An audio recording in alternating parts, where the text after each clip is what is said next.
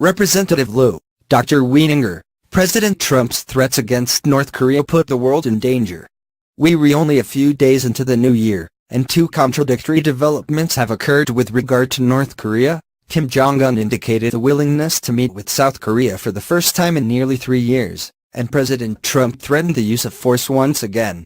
As North Korea demonstrates increasing potential to hit the U.S. mainland with nuclear weapons, this has been one of the main U.S. responses to threaten military force to coerce Kim's submission to the denuclearization agenda.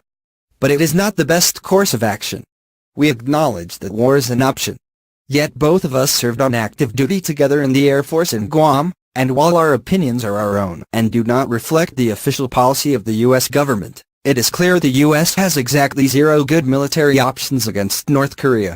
A war with North Korea would be incredibly painful, likely leading to the deaths of millions of Koreans, perhaps hundreds of thousands of Japanese citizens and hundreds of thousands of U.S. service members and civilians. No one wants war, and the hope is that the threat of violence will compel Kim to give up his weapons. But history casts that hope into serious doubt. While credible military threats can help deter a state's behavior, no nation has ever attacked a NATO member. For instance, there is little evidence that military threats can compel a regime to give up its own tools of deterrence. If anything, the case of Libya, wherein its authoritarian ruler gave up weapons of mass destruction in exchange for sanctions relief only to be ousted by NATO forces years later, likely strengthens Kim's resolve to solidify his nuclear deterrent.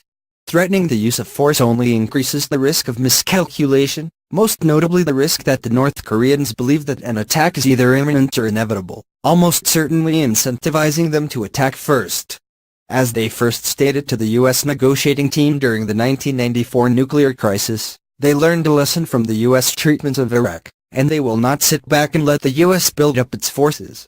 Frustrating as this is, the same historical record that offers little hope for short-term denuclearization does offer hope for a more stable relationship with North Korea in the long run, eventually leading to the possibility of denuclearization some years in the future.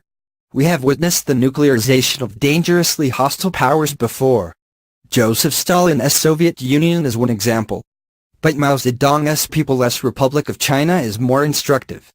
Kim's North Korea and Mao's China share many characteristics. The PRC nuclearized in 1964, at a time when Mao's government faced a hostile international environment. Like the Kim regime, Mao's China was brutal and bloody. The Korean War saw the death of over 1 million Chinese soldiers, including Mao's son.